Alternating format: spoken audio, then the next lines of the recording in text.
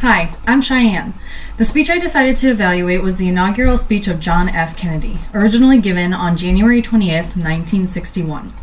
This day was a very important day in history as Kennedy was sworn into office, and this speech really cements the unifying of the country as he began his presidential term. John F. Kennedy is well known for being an incredible public speaker, and his speech is the perfect example of this. He knew how to effectively draw in and capture an audience, and this is something any public speaker can take from. His message in this speech seemed to be far ahead of his time, and the technique he used in his public speaking can be studied to become a great speaker just as well.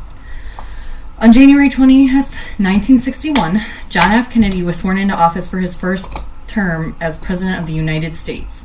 It was a tough presidential race as Kennedy's final vote count came rather close to that of opponent Richard Nixon. It's been said often over the decades that the reason Kennedy won this election was for his ability to empathize with the American people as a whole. The way he spoke to the country seemed inclusive of everybody and anybody, and many saw this as a great leadership quality.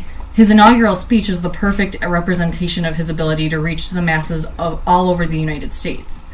His 15-minute speech emphasized not on the win by the Democratic Party, but on the general win of the American people to continue celebrating freedom. Kennedy knew exactly who he intended his audience to be, and he geared his speech to really hit home for anybody listening. He spoke of the current generation of people responsible for carrying on America's passions and traditions, and how the responsibility of protecting life and liberty fell on every citizen in the country. He made his speech sound like a motivating call to action that everybody was willing to answer after hearing. He didn't direct his speech to any particular party, and with his words, the line between Republicans and Democrats were erased. He named everybody a proud citizen of the United States of America, and because he directed his speech in this fashion, it truly impacted everybody listening. This all is just one of the reasons that Kennedy is praised for being the incredible public speaker he is. Kennedy's techniques used while presenting publicly are arguably one of the things he's most well known for and applauded for. According to journalist and communication strategist Richard Green, the power behind Kennedy's public speaking skills are due to several things. First is his incredible word choice. His speech flows smoothly with his word choice and is easy to understand by the common man. Second is his voice tone. Kennedy's vocal tone varies throughout the inaugural speech.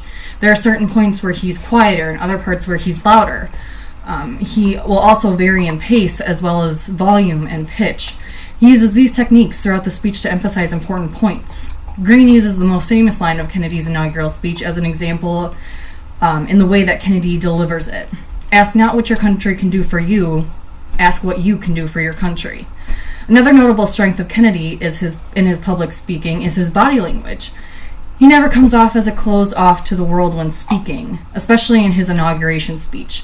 He moves his hands and arms with emphasis and meaning so that it doesn't come off as distracting to the audience.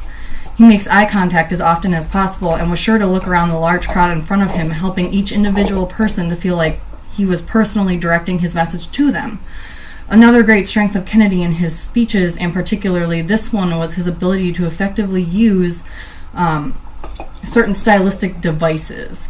Author and journalist Dr. Max Atkinson points out that Kennedy's frequent use of contrasts, lists, and alliterations, as well as imagery, emphasize Kennedy's preference of using these.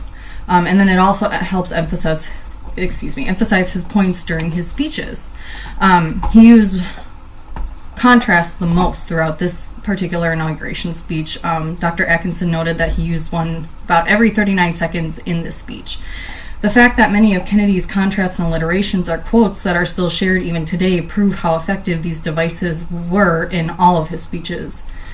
John F. Kennedy's legacy will forever be an important part of American history. Furthermore, his speeches, and particularly his inauguration speech, will long be a great teaching tool in the art of public speaking.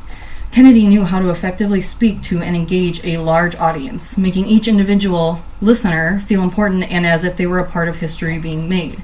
His messages and techniques used in this speech are perfect examples for composing and relaying the most effective speech possible, and he is the perfect example of how getting a message across to people can leave a lasting impression on the world.